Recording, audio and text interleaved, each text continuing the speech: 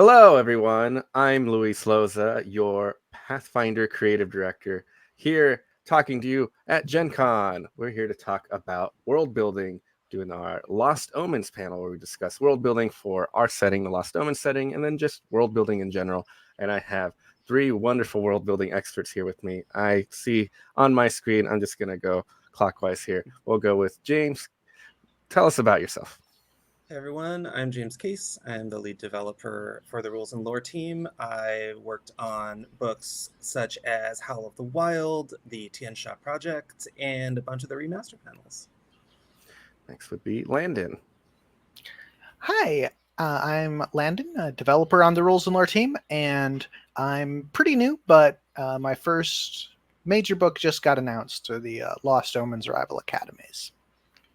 And we also have Eleanor here.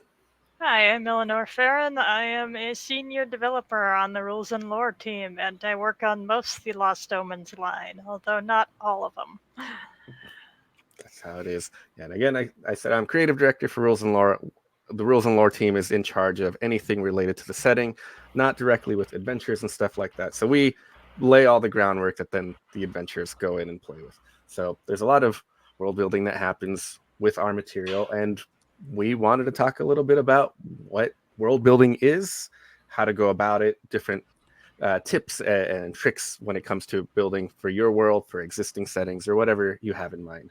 So I guess I'll go with I'll ask everyone real quick. What is world building? And I'll go inverse this time. Eleanor, what is world building? Well, you need to make a world to have your fantasy in, and it helps if everyone agrees on what's in that world.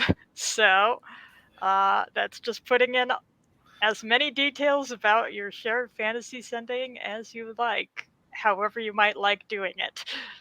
Sure. Usually we like to publish books so everybody knows beforehand, but you could do it on the fly if you are up to the challenge. Landon, what is world building?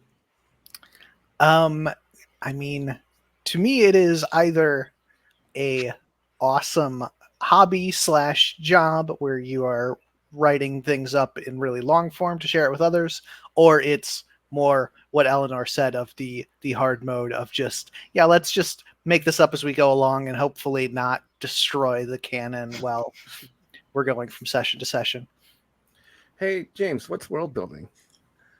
I think world building is about when you're doing any sort of fictional setting, it's about making the setting feel like it has all of the sort of details and known things and unknown things that we have in our real world. And then the fantasy world feels, it has that sense of kind of like lived in. You get a sense of what the vibes are, what people know about it, what the big questions are, all that kind of stuff. Yeah. And definitely all of those are true. World building is a lot of different things and has a lot of different needs depending on what you're doing. If you're writing a novel, you world build in a particular way that's different than what we do for RPGs. But since that's what we do for a living, that's what we're going to focus on today. World building for your kind of role-playing game settings, your homebrew worlds, whatever that might be. And I think what we've seen, at least in my time here at Paizo, is we tend to generally take two different approaches, which seem to kind of be the general consensus across the board for most kind of world buildings. You either start really big right at the top and start narrowing down as needed, or you start right down in that narrow little spot and then grow out as needed from there. So that can we've seen a couple of different approaches with some of our recent Lost Omens books. One that comes to mind is the most recent one, the Lost Omens Tianxia World Guide, which is all about an entire continent. We started very zoomed out and then worked on filling in the details as we got it a little bit closer.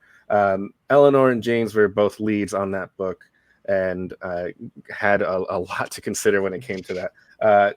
James, do you want to start us off in talking about how that approach really started? Yeah, so the Tianxia is the part of our setting that draws a lot of inspiration from like Asian fantasy, folklore, myths, those sort of things. And we had it as a large continent with a bunch of countries in it, a bunch of nations and regions and all that kind of thing. So I think pretty early on, we knew kind of what the broad sort of theme, or the broad, what's the adventure hook? What's the what is this in terms of the game? Like we have something like Shenmen, which is very ghost stories. It's very spooky. There's ghosts, there's spider demons, all that kind of thing there. And then we have a region like Goka that's very cosmopolitan. It's a big city full of, a lot of people from all over the continent, from the other parts of Galarian, a lot of magic, technology, that sort of thing.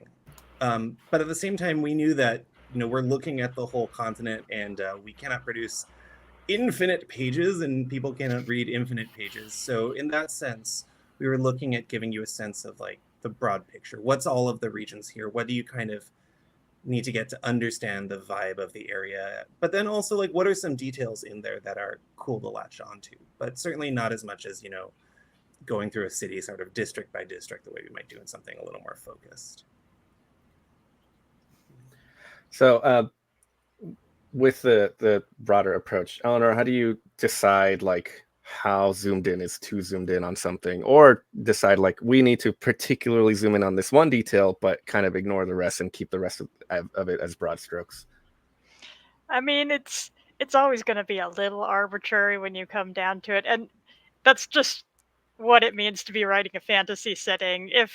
If we were to talk about, well, why don't you just sum up China in a couple of broad stroke, give me a paragraph to set the scene for any response that you get would really make everybody angry who knew anything about China, because you can't actually do that. But when you're doing a fantasy setting, you don't want to have to drop 7 volumes of an encyclopedia down in front of somebody to explain the general premise of the fantasy genre that you're going for. So we just, when we're doing a zoomed out approach, we want to focus mostly on what will sell that fantasy that we're focusing on. So like James said, you have Shenman, it's full of spider people and ghosts. Okay, I think we've got the idea here.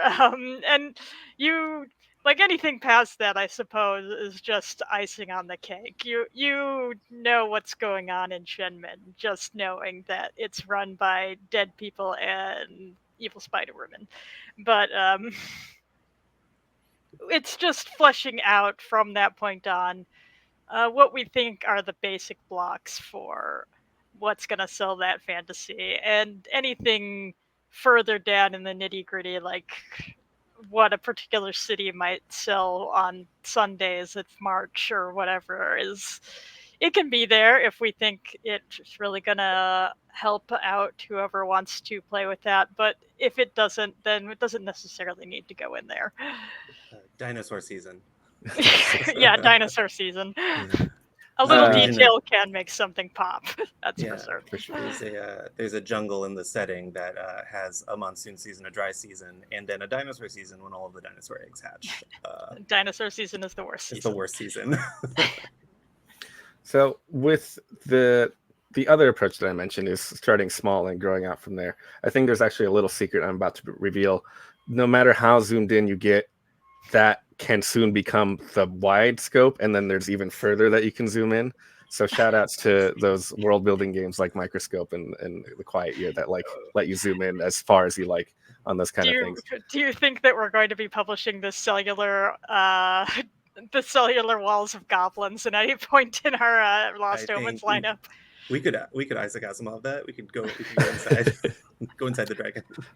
Magic School Bus enters the dragon's digestive system. But having said that, there are definitely the last skip. There are definitely times when we want to focus in a very more specific approach, and then of course add detail from there. And we had a book not too long prior to the World Guide that did kind of this approach, which was Lost Omens High Helm, that looked at a very specific city, one city in the region. We've had other ones like that, like the Lost Omens Absalom book, which was one city as well, and just gave you all the details on that one specific tiny point on the map, and went on and really just fleshed it out as much as possible within obviously the constraints of not a number of infinite pages within infinite books that we've talked about. But that approach is really interesting because you can sometimes find like, hey, here's this one little nugget, what can spin out in different directions from there. Landon, you haven't had too much, you haven't been with the team so long that you have like 4 of these books under your belt, but you have done a lot of world building, both through setting material with development work here behind the scenes and through adventure writing and stuff like that. How do you find yourself not just like going overboard with getting all these details when you decide to zoom in on something like that? I think it's a lot easier when you're working on an adventure like that. Having that sort of channel really helps to keep it focused on like, is this going to be relevant at all? Like, oh, there's going to be like, this cool person from this, halfway across the world. And it's like, I don't actually need to describe their entire country in this adventure. It's not really relevant. But in when you're writing just a setting material straight up, like it can be a little easier to get into those cul-de-sacs for sure. But I think for me, what helps keep it narrowest with those is just thinking about how it'll be taken by the players. All of us, as if not in our jobs, then as GMs, have seen what'll happen if you hand like a 20 sheets of paper to a player who is like, oh yeah, this will explain everything about what your character knows. It's like maybe you get like 5 things, 7 things, a page if like they're real into it. So yeah, just thinking about like how to distill things down so that my players at the table would actually latch onto it. Yeah, that reminds me of one important aspect of how we do our world building specifically for Pathfinder and Starfinder, which is we want to make sure whatever detail, whatever location we're describing or NPC or event or whatever it is, at the end of the day, once you've read that, you have some kind of story hook or adventure idea built in, right? If we describe this NPC that came from halfway across the world, why are they halfway across the world? Oh, it turns out they're on the run from a crime syndicate or something, right? And maybe there's an opportunity that your players can learn about this and get to try to, help them be free and escape. Or, the GM can decide, oh, that's an interesting idea. I want to run with that and present that to the players or whatever. But whether they're cul-de-sacs or dead ends that we're developing as we world build, we want to make sure there's always just something interesting there. And we make so many of these that we know that we just can't do them. We throw softballs in the air and hope that someone catches them elsewhere. Sometimes we put them up there just to be, this is a fun adventure complication that we don't know when this is going to come down, but it'll be something to look forward to. I know we have, Tensha has a succession plotline going on right now where there is an emperor who is kind of plotting his various heirs against each other. And we thought, hey, we could write out to the end of the succession story, but it might be fun. This is an interactive medium. It might be fun to have this going on in the background of adventure for a while, and then maybe as a result of adventure, maybe the next time we update the canon, we can come down and be like, well, who is winning the succession crisis right now? The other thing that comes to mind with building, whichever direction you're going, right, is laying out just as much track as you need and no more, which is a lot easier to do for homebrew campaigns, right? When you only need to describe, here's the town, there's some mountains over there. I don't need to know what's in the mountains until the players decide to go over there. But that is, I think, helpful to keep in mind when it comes to deciding what goes into your world building material. If I'm working with a town, maybe only deciding the 4 gods that are being worshipped here is all I need to figure out, instead of the entire pantheon that presides over this entire setting or something like that. You only need to shine light in the shadows when you need to go there. One thing that Eleanor was talking about earlier is just giving you the quick rundown on a particular region and giving just enough for people to understand it. People understand that undead, what are those? Okay, I know what an undead is, and they rule this place. Great, I can move on. And that's a thing that we make use of a lot here are touch points, a lot of touchstones that are helpful for people to kind of latch onto. We can present so many different things in the setting, but if there's not enough to hold on to for someone, it can be really hard to grasp as a place. What are your recommendations in terms of obvious touch points and touchstones that might be easy to like bring in, but maybe what you can do to maybe twist them a little bit to make them more interesting, or how far do you want to go with, let's go this much before we decide to give you another touchstone, right? Mixing things up. Landon, again.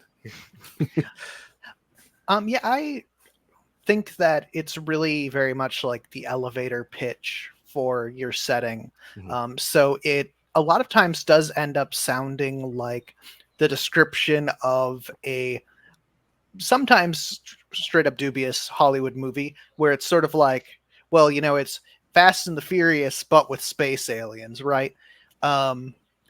Which now that I say that, I would totally watch. But Are we sure the they haven't done that already? we Starfinder might have done that for us. I hope that they have. Might be part of Back Again.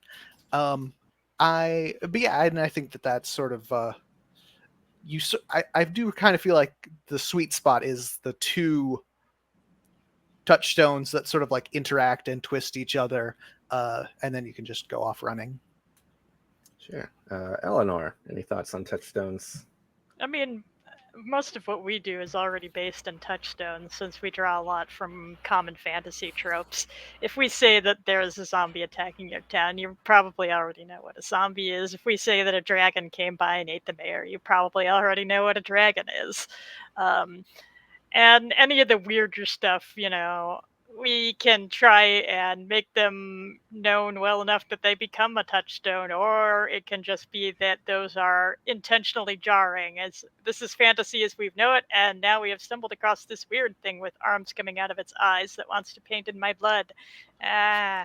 But I personally, I like touchstones that show off very minute bits of human life, like what do we eat, or is there a stray cat that is trying to get my attention, or um, is there like a horse accident on the side of the road? Oh gosh, that sounds a lot more gruesome than I was thinking.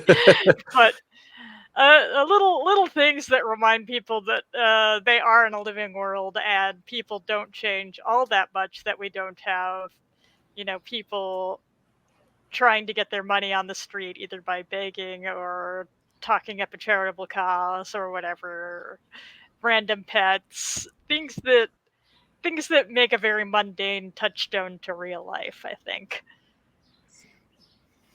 James, any touchstones come to mind? Yeah, I think I'm remembering something that like I think my middle school English teacher said, which is like you have like the spark, like the spark jumps, and if you want the biggest spark and the two spark jumps are like touching each other, there will be no spark because it'll just flow, right? And if they're way too far away, there will be no spark because it can't be bridged. Mm-hmm. So you kind of want to get it as like far away as you can, but still have the connection go. And like I think if you had something like this is a dragon, and it was kind of just a big lizard breathes fire, eats sheep or whatever, you'd be like, okay, that's a dragon, I've seen it. If you're like, well, our dragons they're made out of goo and they have 13 heads and they breathe sparkles, I'm like, that's kind of getting a little far enough away that it's hard. So I think like presenting the kind of familiar trope, what's the trope of like Sword in the Stone? What's the trope of like, ragtag group of space racers? What's the trope of dragon? But like, how can we iterate on it a little bit and put some stuff in there that like, it feels like it makes sense with the rest of the set. Like, I really like, we have Mirage dragons. They're one of the remastered dragons, and like, dragons are magical, right? They're big magical creatures and they can do stuff. Well, what if this dragon didn't just hide out in its lair to be and was reclusive that way? What if it used its magic to kind of cloak itself and have illusion abilities and that sort of thing? I also just think it looks really cool. Yeah, it's got these fins that are more like seahorsey, but it's still obviously a dragon when you look at it. Yeah, it's really fun designing all of those in a way that is familiar enough but has enough of a twist to like feel fresh without like I don't know what this creature is anymore. I think the conspirator dragon comes to mind as one that like looks really weird and really off from a dragon, but when you look at it, you're like, I know it's a dragon, but Okay, I don't care for the conspirator dragon. It's so gross. very gross guy. It is succeeding at its task, which is to yes. gross me out. Yeah, and I think that feels like the spark is traveling pretty far, but still manages to make that connection a little bit, kind of situation. To the point Eleanor was talking about, I remember, I forget where this came from exactly, but High Helm, it's a dwarf city, it's underground, and it can't have normal livestock or draft animals, so it has these like, are they maggots? Are they like grubs? Worms? Big grubs. Grindle grubs is what they're called. Grubs. Yeah, but I think you were telling me the author was like, well, they can't have like sheep. They live in an underground mountain, so what would they raise? It's like grubs. Yeah, and they're cute. It turns out. Yeah, at least in my eyes, right? Yeah, but so we've zoomed in or we zoomed out, however we did. But now that we've kind of established a couple of different locations, different touchstones, we need to start not just watching the sparks come together. We need to, I don't know, let's carry this analogy a little further. Let's build some power lines between them, right? Let's connect these things. We have a variety of different nations. We have a variety of different peoples, different groups, different cultures, all these other things, but they don't exist in just kind of static separate buckets, right? They commingle, they interact, and all that other stuff. How do we go about making sure these connections first exist in the first place? Watch these nations trade and go to war with each other and all this other stuff, and also have it make sense with the world that we're kind of building. Tianxia had a lot of connections kind of already in place when we went back to work on this second edition book, but there was also a lot of new stuff we were doing that needed to slot in different ways. What kind of approaches did you take with that, with the interconnectivity there? Eleanor. Well, I mean, so, like you said, some of the groundwork was already laid down.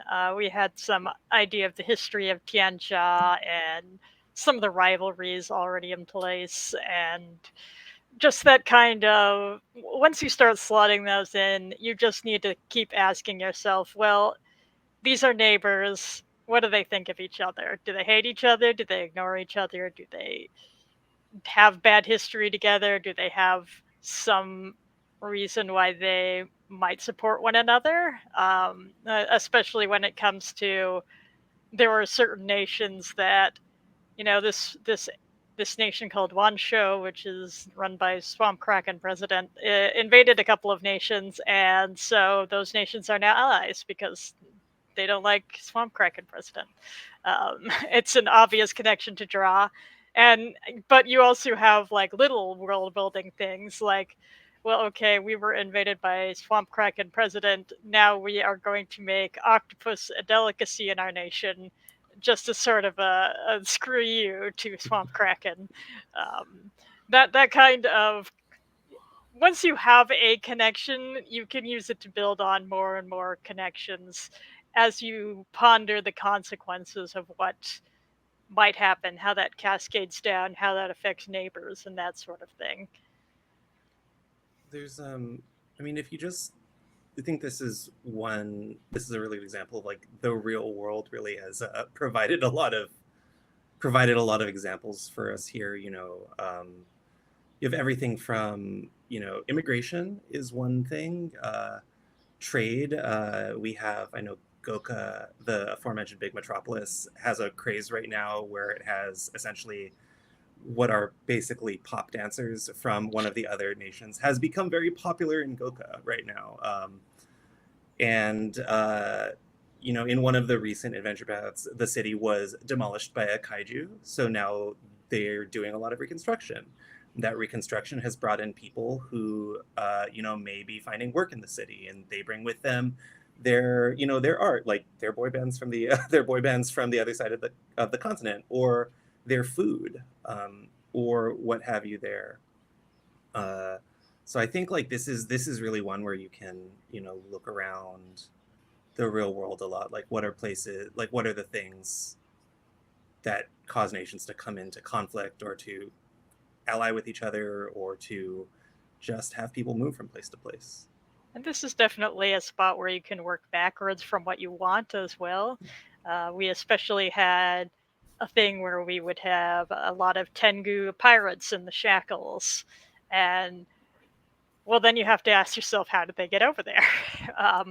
Which it's like, well, they left their home country because their home country sucked. It was oppressed for a bunch of centuries, and so that means you have to ask yourself, all right, we've got these Tengu who left. Where are they going? Did they all go that particular direction? How did that affect the Tengu that stayed behind? Do they still have relations with their wayward relatives? All that kind of thing.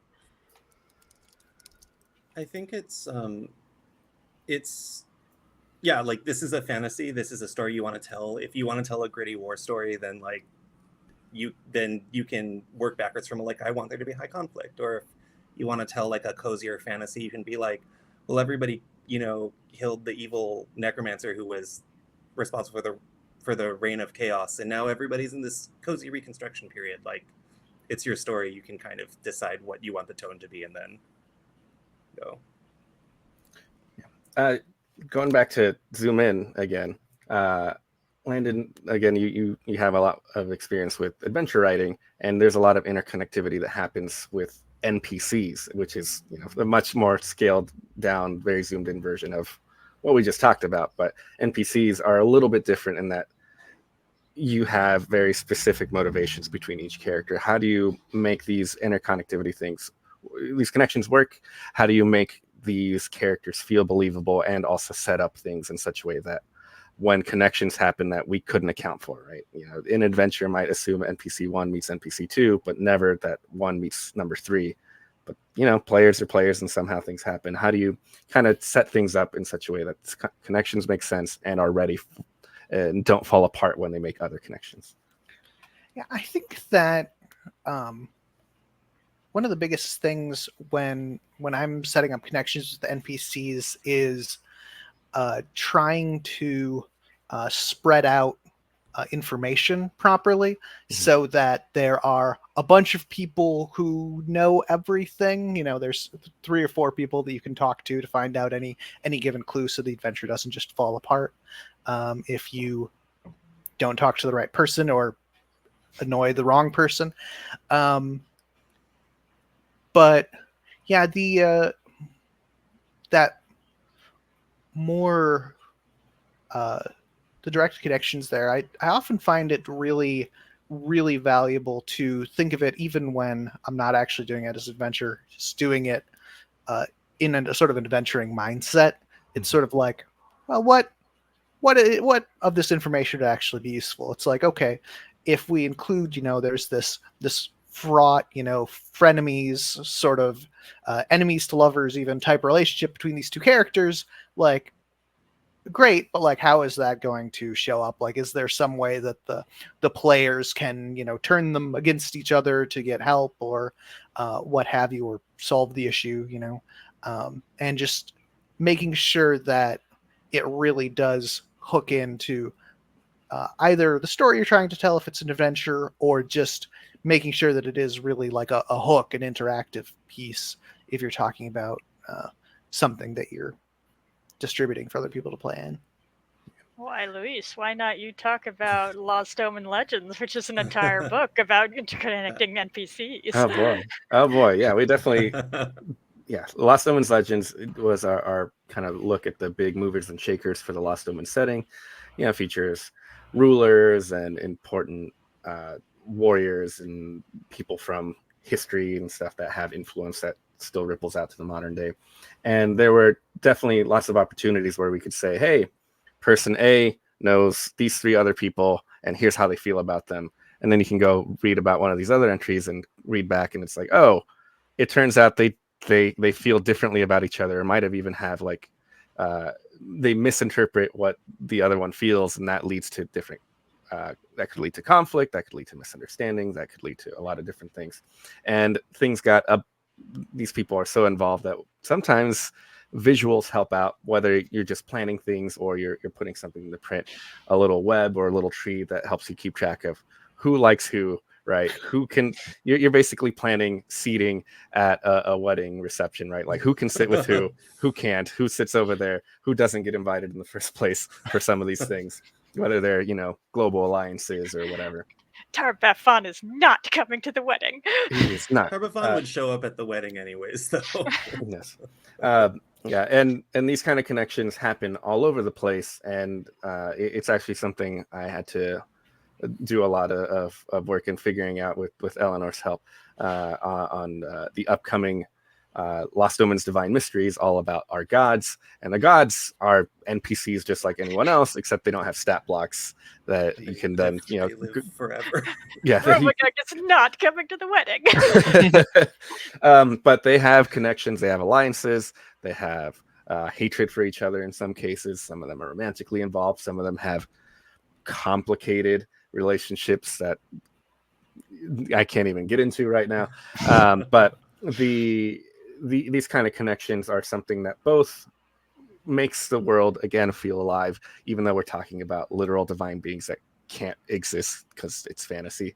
But you can still make them feel natural and stuff by having these connections, right? It would be very strange if there were a god of festivals and the god of festivals had no friends. Who is this god inviting to the party, right? If the god of festivals has no friends. It's My dolls. It's tragic. God of tea parties makes a lot more sense, but this is festivals. So, thinking about these kind of connections, whether they are on kind of the state level, on the personal level, the divine level, just kind of when you start asking these questions, it suddenly leads into more and more questions that helps flesh out as little or as much as you want. And I think really that's kind of what world building ends up being at its core, is just asking, okay, I have this, what does that mean for X, Y, and Z? And then when you start exploring that, you learn all these other things, and then all these things, and all these other things, and you can build out as much as you need, or as much as you like, or as much as they let you within your page count, and kind of just do that from there. But we sometimes, I'm not going to say cheat, and I'm not going to say cut corners, but we sometimes do make our lives a little bit easier by looking to, as we've talked about a couple of times already, existing things in the real world. When you look at it from a fiction writing perspective, there's a lot of like things that have happened in the real world that's like, that kind of stretches credibility. How could that happen? But it was real. Turns out there's a lot of amazing adventure hooks built into real world and real world history, real world mythology. So we've drawn on a lot of that stuff, in particular, again, with the Tianxia World Guide, drawing inspiration from a lot of Eastern Asia, Southeast Asian countries and mythologies. James, how much do you decide to draw from and translate into the game, pull directly, and what do you leave behind? I think that it varies a lot based on sort of the needs of the project, and then what specifically you're doing as well. With something like Tianxia, this was a very big kind of look into Asian fantasy specifically, and Eleanor, I, and our editing lady Inara are all Asian or part Asian. Almost all of the freelancers were, and so there was a lot of this sort of like cultural touch points we wanted to make sure made it into the book. But at the same time, we didn't want to just have fantasy this country, fantasy that country, fantasy this country. And so in that sense, I think that things like things that kind of follow the archetypes in some places made sense. We do have a nation that is, for instance, it is a very supernatural martial arts nation. That's a very long-standing trope. It's very fun. There's a lot of ways to approach it. But at the same time, we wanted to be like, okay, well, this is a place that for a long time kind of ran on the people who are, most powerful kind of are deific figures in the nation. But what else does that mean now? As a result of a recent adventure, there was this kind of political upheaval there. And so the way that they structure their society is starting to change. There are some things that are there that are just pure fantasy first hooks that are not really trying to code in any particular way. We were joking about dinosaur season earlier. There's a region in the south called the Village Raj that is It's based around this large forest with very large and powerful monsters in it, leading to things like dinosaur season, leading to things like you have an entire profession of people whose job is to kind of direct kaiju around towns, because it turns out when a giant dinosaur or other monster is moving in the way of your village, you should probably do something about that. But I also think that like there are some places where you want to be sure that maybe some of the initial genre assumptions that are different can drive a lot of the downstream sort of assumptions without you needing to necessarily say, well, why does this nation eat this food or wear this kind of style? And the answer is because the one that they're based on in real life does it. That doesn't make quite as much sense. Like Eleanor, I know you worked very hard on the kind of introduction to the book, which is just like, hey, here are some things that are just different in Tianxia, and they're different because of sort of the different assumptions of Asian fantasy. Things like celestial spirits are not necessarily all tautologically good. Things like reincarnation is, a lot more present. Things like spirits are a little more, there's less like single, as much as there are large single deities, there's also just kind of smaller little spirits of this tree or this bay or what have you. Yeah, we're not really looking to publish the guide to like the grand compiled history of Korea or something like that. And not just because of what I said before, where if we told somebody to sum up Korea as like an adventuring hook in one paragraph, everyone would get mad, and they'd be right to get mad. But obviously, this is a fantasy setting, and we want to make it more fantasy. Yeah, we want there to be kind big of monsters silly... to Yeah, defeat or people to quest against. we don't want it to be just a copy of Korea, but we put some zombies in it. There are some shows that do that, but we don't really have the budget to do the research on that kind of thing. You could go watch we're not Kingdom just if gonna you go do want it. Kingdom. Yeah, just get arrested for copyright violation. But a lot of people do want to see those cultural touchstones, not just because they're fun. I mean, they are fun, but in this case, it's a lot of not seeing it reflected in a lot of the fun hobbies that people want to interact with. It's an urge to share, or see things that resonate with you reflect, as well as things that may be more common in the media that you have interacted with. And I do think those touchstones are pretty important. I think a lot of people want them. I know there are fantasies. There's like one fantasy setting out there who I won't name, but they do have the tagline of "Still no elves," and I'm just gonna ignore the fact that is, hey, you've got a couple of things in there that look a whole lot like elves. You're just calling them something different. But also, like, it's very hard to get into because there are no touchstones. It's just like, what am I looking at? I don't have time to learn all of that. And these touchstones basically form themselves into a shorthand that makes these huge settings. I mean, we have multiple textbooks at this point, multiple bookshelves of books, but it makes them more digestible. A thing that I think our manager Mike says a lot is a thing about like fantasy being a language, and there's like kind of various dialects of that. There's some shorthands where I'm sure speaking. This is Starfinder. Speaking of Mechageddon, I see all the missile ports on the mecha open, and I know what's going to come. They're going to shoot missiles, and they're going to go like this, because that's a thing that I've been, we've kind of been taught to expect. But if that's not a thing you've seen, you might not know. It's like, why are the missiles doing this thing? And why don't they not just fly straight? Why do they do the because Utano needs to stun.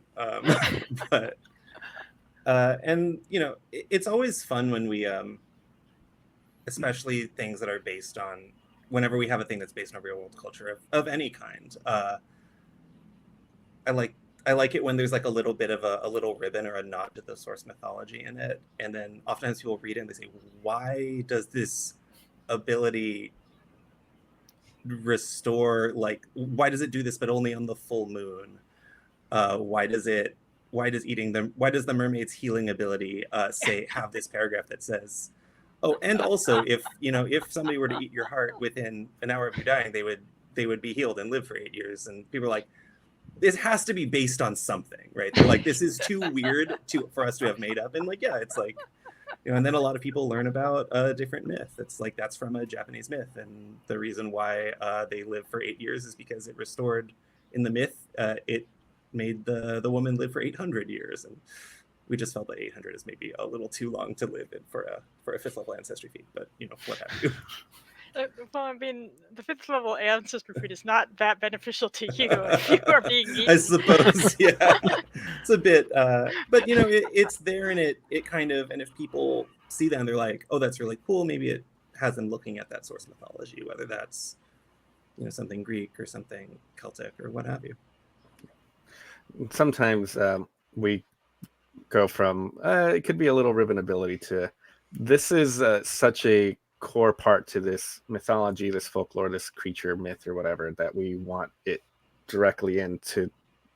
It would be weird if for example, we included vampires and they didn't burn up in sunlight, right? Like, it's just so core to vampires and whatever that wouldn't feel like a vampire. Doesn't burn up in sunlight. I know, but Nosferatu, etc. And it's just that's 2 other panels at this point. But Landon, you did a lot of work during the Monster Core remaster, which includes a lot of these creatures pulling from folklore, direct analogs from folklore and stuff like that. And how do you figure out how to translate some of these abilities, some of which are just more easy to express and they're just like a little story hand wavy thing, but now they have to have mechanics. It's a little straying from world building, but it's still all part of connected to this RPG world building we do here. How did you find yourself figuring out what to take, what not to take, how to best translate those kind of things? One of the things that I think is interesting in that is a lot of the really basic kind of monsters we use. I'm really thinking about trolls here specifically, but like trolls, giants, dragons, whatever. They really they're not really in touch with their source mythology anymore. Mm-hmm. So just going back through and being like, what are trolls about in the nations that they actually come from? It's like, wow, this has absolutely nothing to do with sort of the gaming tradition of trolls, which is a very, very different set of things. But I think it's really important to go to that. But the question of what to take is always really interesting. I like to look at the stuff that just weirdly seems to show up over and over again. Like giants as an example for Monster Core. Giants in mythologies just across the world, because nobody really has a copyright on humans but big. But they tend to have a really strong association with hunger and gluttony that wasn't really there before, and often eating weird things. And so that is the sort of thing that got woven in, and then into the mechanics you can see sort of what they're eating informing what their abilities are. But yeah, definitely I would say, as far as choosing things to make mechanics, it's really important. If something is super cool and you want to include it, sometimes it just is better as a story beat than a mechanic. But when you find those mechanics that are just bing, it's oh yeah, this is super easy, I can describe this in a sentence, this entire myth in rules, you'll actually run into a fair number of those.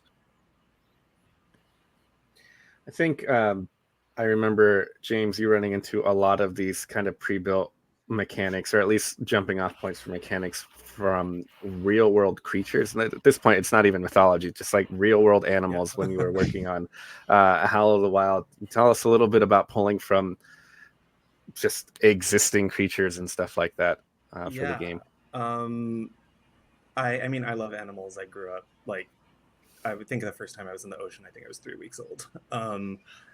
And I was a biology major, so I was like, often we think of animals as not being as fantastic as, dragons or what have you. And I'm like, this is a shrimp. The shrimp can punch hard enough. It temporarily violates the laws of physics. Like, it's just cool. And I think the thing that you see a lot in like looking at, kind of nature specifically is that it's, you see this in like industrial design too, where people are like, well, how can we make the airplane wings more efficient? And it's like, well, what if we do this thing that birds have done? They've had millions of years to figure out how to fly. And then we kind of take that and we sort of adapt it into the fantasy setting. Like one of the creatures I really like from Howl is the virtuoso lyrebird, which is like, in the real world, lyrebirds are very good at vocal mimicry, and they pick up sounds from other birds and they kind of memorize them and they begin to sing them back. There are a couple of like YouTube clips you can see where like they have just been around a lot of photographers or like logging equipment or something, and they start to like imitate the sound of machinery or chainsaws or like cars going by. And hey, what's a thing that is complicated vocal technique in our world? And that's spell incantations. So the virtuoso lyrebird is like a wizard grad project gone kind of wrong, where they were trying to make these birds that could mimic sound better, this is just a thing that normal birds of this species can do in our real world. But then we add that one layer of fantasy. Well, what are the sounds they could have picked up? Because those are different. And now the birds can fly and cast fireball and teleport and that kind of thing because they've picked it up. I think the other monster we have here is the concert frog, and this is like this species of mouth brooding frog that keeps the young safe by keeping it in their mouth. But they're frogs and they sing, and so we gave them bards are a key part of the game. They sing, they have like various mental effects and buffs. So this is a frog with 3 little froglets, and they harmonize and they make little buffs and debuffs. So yeah, I think like there's a lot of different ways you can kind of look for inspiration. I think the degree to which you dial it up or down is kind of up to you.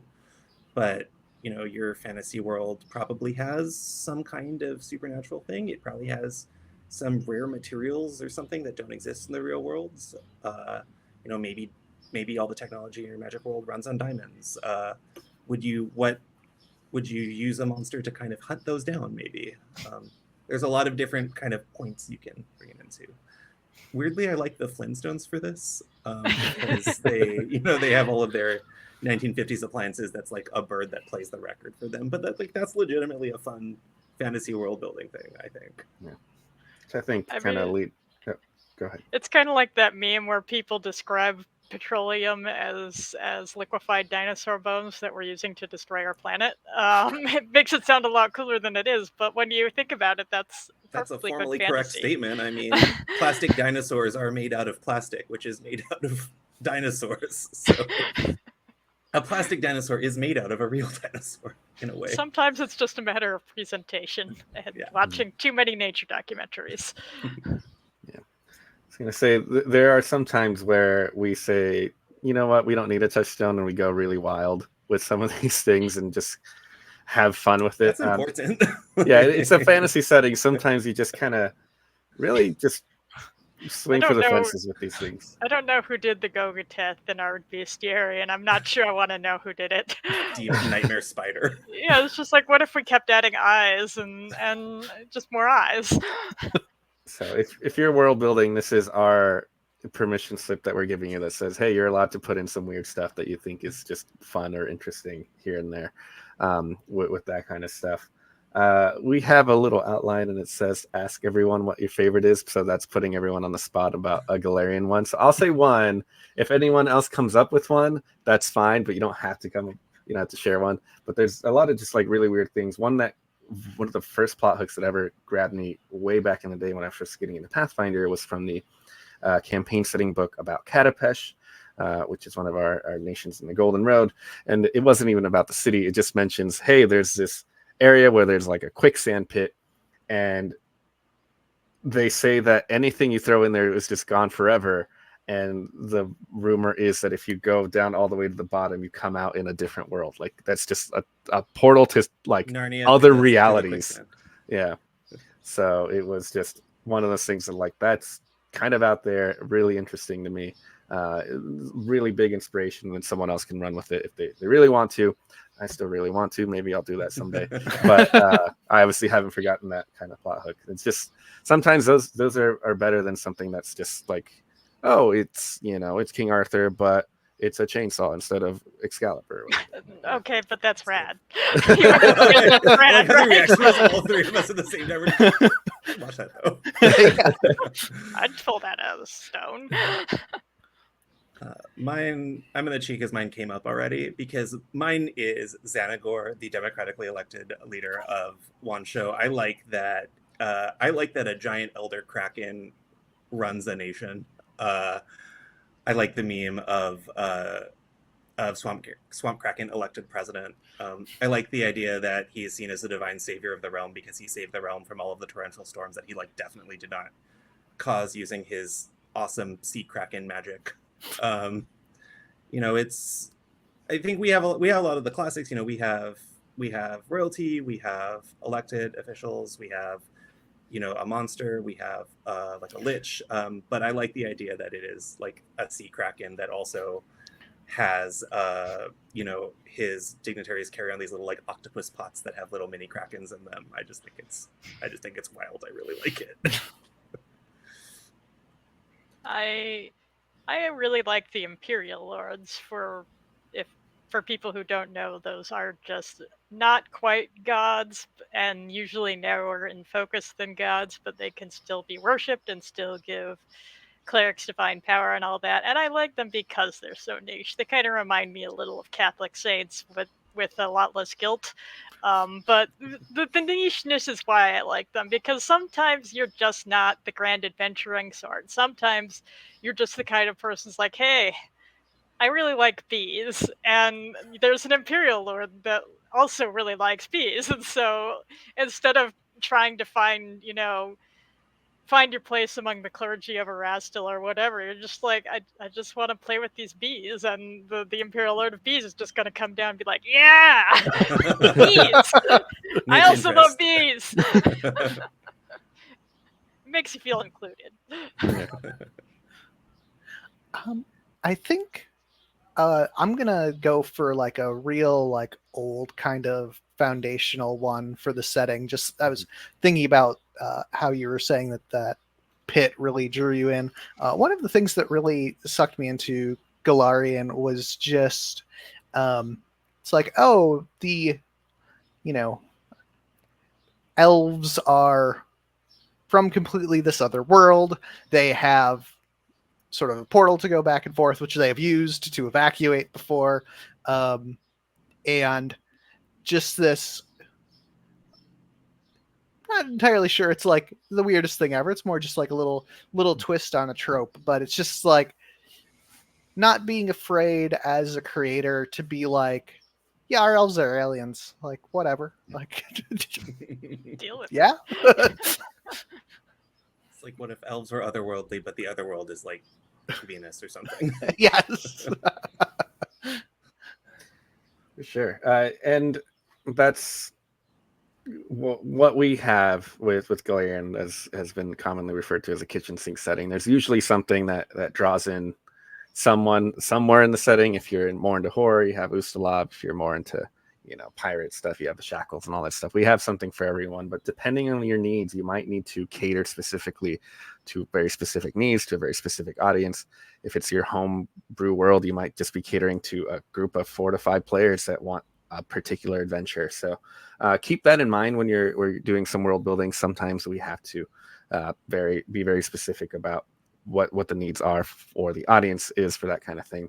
A book like we did the High Helm book is very much catering a little bit more towards people who like dwarves or want to learn about dwarves and have that in mind, but may not draw in everyone the same way. But luckily we have the whole rest of the setting. So keeping that in mind, is important with world building. I think we're getting close to wrapping up here, so I think I'm going to have everyone give one more world building tip, and then we'll close out here.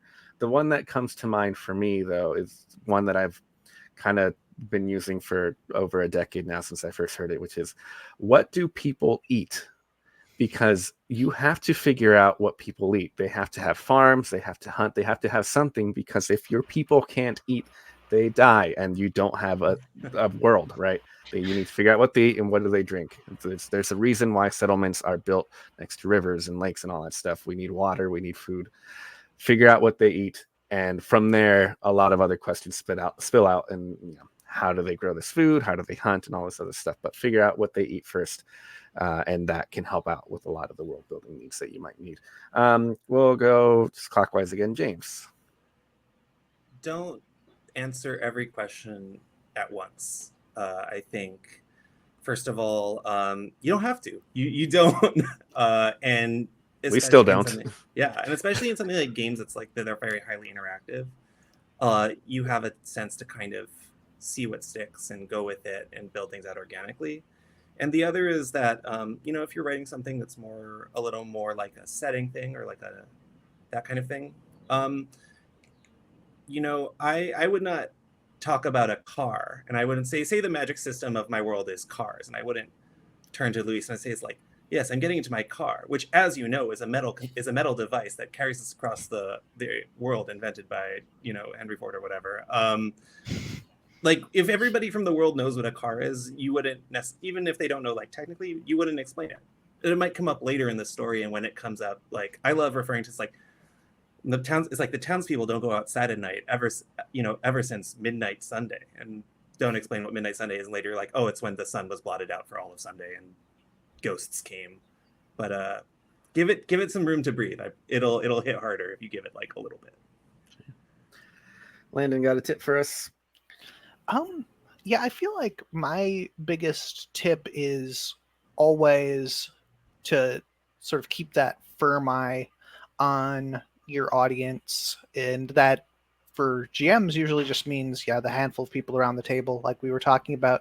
So keep it simple, keep it digestible. If you have a person at your table who is actually like super excited about learning friggin' everything about the setting, they do exist, they are out there. But like, don't assume that everyone else is as excited about the world building as you are. Try to take it down and make it as digestible as possible so that they can enjoy the game that you're playing, in addition to the world spice that you're putting on it. Eleanor. Read history, read about nature, just learn everything you can, because the real world is bonkers. It will beat anything that you come up any day of the year. You have real world events like a molasses flood that drowned a town. You have an attempted political assassination that turned into a soccer riot that killed like tens of thousands of people. You have all kinds of ridiculous things, like animals that can sense the electricity in your brain if you're in water or whatever. It's nuts. Just look stuff up, and honestly, people will call you out for realism when they don't know what they're talking about. The stingray definitely does know where you are because of electricity. Yeah, just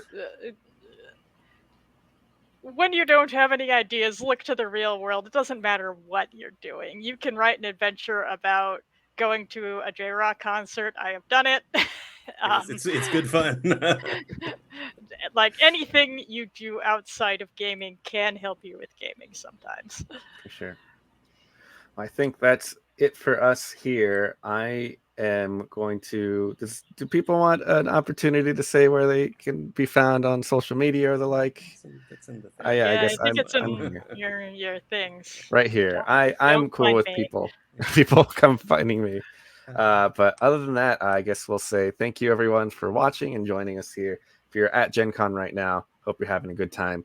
Come down and say hi. Come down and say hi to us. If you're not at Gen Con, we also hope you're having a good time. We hope you're having a good time. If you're watching this later and an upload somewhere else, we still hope you're having a good time and enjoy your world building. Thanks everyone. We'll see you later.